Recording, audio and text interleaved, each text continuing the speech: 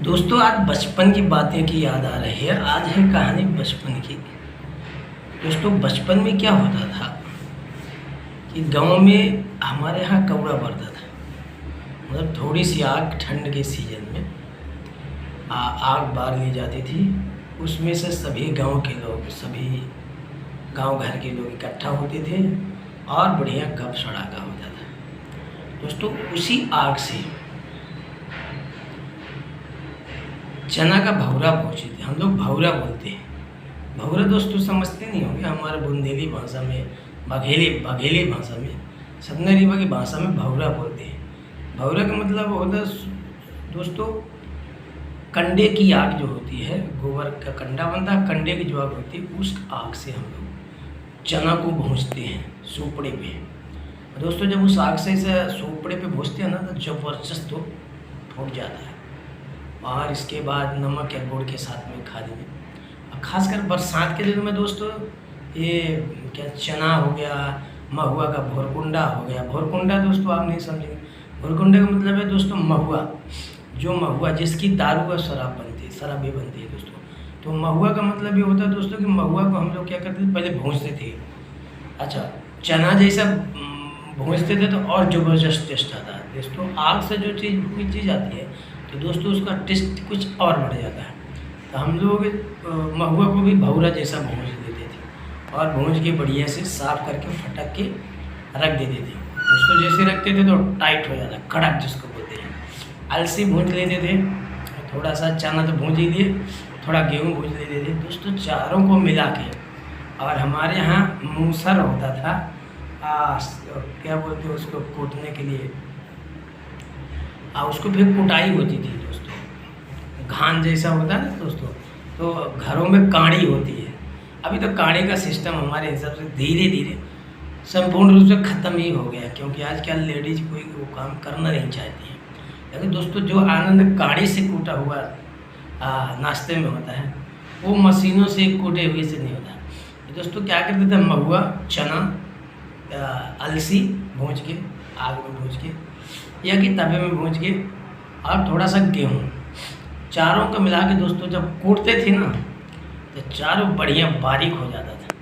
और दोस्तों चम्मच से रख के हाथ में मारो फौंका, और खाने के बाद एक लोटा पानी। इसके बाद गांव चले जाओ और सिमार में चले जाओ तो बैल गाय होती थी, उनके लिए घास लाना पड़ता था। तो दोस्तों महुआ जो होता है तो महुआ बहुत ही विटामिन का और शरीर के लिए बहुत ही लाभकारी पौधा होता है। फल भी उसके होते हैं दोस्तों। महुआ इतना सुंदर होता है कि तो लकड़ी के लिए बहुत ही स्ट्रॉन्ग होता है, बहुत सुंदर होता है, बहुत ही मजबूत होता है दोस्तों। महुआ की लकड़ी भी बहुत अच्छी होती है, जलाओ के काम में आती है। लेकिन जो दोस्तों महुआ का फूल जो होता है दोस्तों, फूल को भी सुखाते हैं और सुखाने के बाद वो उसका महुआ बनता है। तो दोस्तों उसका जो फूल होता है ना, फूल भी खाने में बहुत ज़बरदस्त और शरीर के लिए बहुत ही लाभदायक होता है। क्योंकि शरीर में जो कमजोरियां होती हैं, चक्कर मारता है, किसी किसी को ऐसा लगता है जैसे पाँव में हाथ दर्द होते हैं दोस्तों, यदि आप महुआ का फूल खा लो ना तो आपको खाना खाने की ज़रूरत नहीं पड़ेगी। दोस्तों पुराने ज़माने में क्या होता था कि महुआ सुखा लेते थे हम लोग धूप में, सूर्य की रोशनी से। अब महुआ सुखा के मतलब 200 400 किलो आदमी लोग पहले क्या करते थे कि बढ़िया सुखा के रख लेते थे और वही काड़ी में कूट के उसको साफ़ किया जाता। उसके अंदर एक भुआ होता है दोस्तों, तो जब कूटोगे ना तो भुआ निकल जाएगा। तो भुआ को साफ़ करके बढ़िया उबाल दो और महुआ को बढ़िया कर दही। अब महुआ खाओ ना दोस्तों, एक बार खाओगे ना तो बोलोगे और दे दो, इतना ज़बरदस्त टेस्ट। महुआ के दोस्तों काची बहुत मस्त आती है।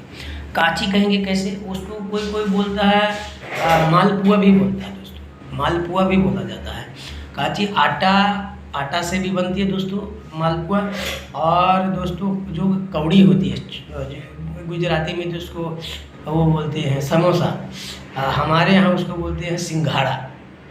सिंघाड़ा जो खेत में नहीं होता, तालाब में होता, पानी में होता दोस्तों। इस सिंघाड़ा को दोस्तों तोड़ने के बाद उसको उबाला जाता है, उबालने के बाद दोस्तों उसको सुखाया जाता है, सुखाने के बाद दोस्तों उसको काड़ी में कूटा जाता है। अब काड़ी में कूटने के बाद दोस्तों सिंघाड़ा को पिसाया जाता है।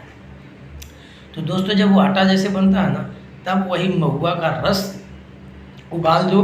एक तो महुआ का रस दो काम भी आ जाएगा दोस्तों, उबाल देंगे तो उसका रस मालपुआ बनाने के काम में आ जाएगा। और जो महुआ होगा दोस्तों, तो उसको दही और महुआ खा लेंगे। तो दोस्तों दही और महुआ सुबह खा लो ना, आपको शाम तक भूख ही नहीं लगेगी। इतना ज़बरदस्त स्ट्रॉन्ग नाश्ता होता है और शरीर के लिए इतना ही लाभकारी होता है कि घुटने का दर्द, बदन दर्द, कमर दर्द, पेट में कमजोरी, नसें तिगड़ बिगड़, पेट में गड़बड़ी, सर्दी जुकाम होना बार बार कभी जल्दी आता ही नहीं था। सीजन में आता था वही बरसात और साल में कोई भीग भाग जाता।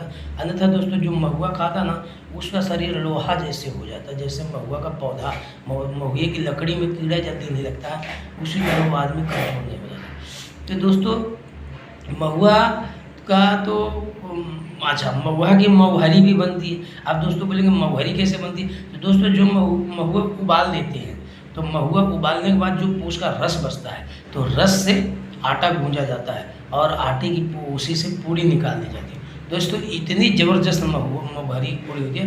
और महुहरी पूड़ी इस समय बरसात के सीजन में, सावन भादव, ये सावन और भादव आषाढ़ में खाई जाती है। दोस्तों इसलिए खाया जाता है आषाढ़ में, क्योंकि आषाढ़ में खाने से दोस्तों क्या होता है कि गर्म होता है और शरीर के को गर्मी और ऊर्जा चाहिए। और ऊर्जा शरीर को मिलती नहीं है, क्योंकि सूर्य दिखाई नहीं देता है, गर्मी मिलती है। इसीलिए आदमी के शरीर में कहीं सर्दी, कहीं जुकाम, कहीं बुखार हो जाता है, क्योंकि शरीर का संतुलन को गड़बड़ा जाता है। अच्छा, जो गर्म चीज़ होता है उसको ठंडा मिलेगा तो उसका संतुलन गड़बड़ा। उसी तरह हमारा शरीर है, हमारे शरीर को गर्म चाहिए ही एनी टाइम, चाहे बरसात हो चाहे गर्मी हो। तो दोस्तों बरसात के सीजन में कभी कभी ठंड हो जाता है, हमारा शरीर ठंडी लगने लगती है। ठंडी लगने का मतलब होता है दोस्तों कि मतलब अंदर कम ठंड हो गया शरीर। तो ठंड जब लगती थी दोस्तों, तो हम लोग वही महुआ का मालपुआ बनाते थे। अब महुआ का मालपुआ खा के बढ़िया सो जाते थे। तो दोस्तों महुआ का मालपुआ भी बनता है। और आटे का हमारे यहाँ बड़ा बोलते हैं, ये इसके जैसा होता है, आटे का ही बनता है। बरसात के दिनों में तो बड़ा पहले घर घर में बनता था दोस्तों। अब बड़ा आप खाओगे ना, कितना मज़ा आता है दोस्तों। उसको बड़ा बनाया कैसे जाता है, आटे का आटा कर लिया जाता है। और दोस्तों महुआ का जो रस होता है उबालने के बाद, तो महुआ के रस को क्या करते हैं दोस्तों, छान लेते हैं आटे को एकदम ऐसा करके। और उसमें क्या करते हैं कि जो वो होती है, क्या बोलते हैं दोस्तों, चम्मच होता है, छन्नी होती है, छन्नी में ऐसा करेंगे दोस्तों, तो एकदम जैसे ये मैगी होती है ना दोस्तों, इसी तरह मैगी जैसा पानी में गिरेगा। अब पानी में गिरेगा दोस्तों, जब वो पानी अंदर उबलता रहेगा और जब वो महुआ का रस हो जाएगा दोनों दोस्तों, जब वो बढ़िया बन के निकलेगा ना आपके सामने, तो मैगी भी फैल हो जाएगी दोस्तों। मैगी, चाउमीन सब फैल हो जाएगा जब आप उसको खाएंगे। और गर्मी के सीजन में हमारे ब्राह्मण समाज में पहले के ज़माने में दोस्तों बहुत खाते थे। क्यों? क्योंकि ये सब आटा चक्की था नहीं, वही घर में जो जतवा होता था उससे आटा पीसते थे मम्मी लोग। तो ज़्यादातर आदमी क्या करता था कि महुआ बैठा दो, चना बैठा दो, गेहूँ बैठा दो, मतलब ये कोहरी, मतलब महुआ को उबालने के बाद जो खाते वो इसको कोहरी बोलते थे। तो कोहरी हम लोग चना की भी खाते थे, गेहूं का भी उबाल कर लेते थे, गेहूं चना मिला के भी उबाल। तो दोस्तों ये सब चीज़ क्या खाते थे, फैट इसमें मिलता था। और इसमें जो छिलका होता है ना दोस्तों, गेहूं चना सीधे मिल जाता था। तो जो छिलका में तत्व होता है वो बेसन में नहीं होता है, आटे में नहीं होता दोस्तों। वो आजकल की चक्कियाँ क्या है दोस्तों, वो आटा को जला देती है, तो वो जो तत्व अपने शरीर को चाहिए वो मिलता ही नहीं, वो खाली आटा मिलता है। तो आटा ही वाला काम करेगा ना, तत्व तो मिलेगा नहीं।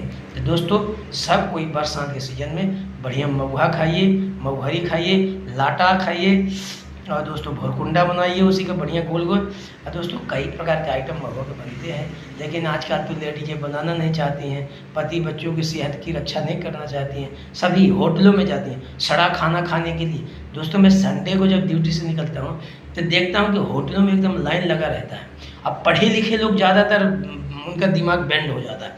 अब पढ़ी लिखी लेडीज़ों को तो एकदम पगला ही जाती है, दोस्तों पढ़े लिखे का मतलब ये होता है कि अपने परिवार जी मतलब विवाहित जीवन होने के बाद दोस्तों अपने परिवार की सुरक्षा करना, बढ़िया बढ़िया घर में खाना बनाना, प्योर खाना बनाना। अपने बच्चे अपने पति को घर में खाना बना के खिलाइए, जिससे आपका परिवार सुखमय जीवन है और अच्छा है। जय श्री राम दोस्तों, मैं पंडित कृपेश पांडे, MP सन्ना जी।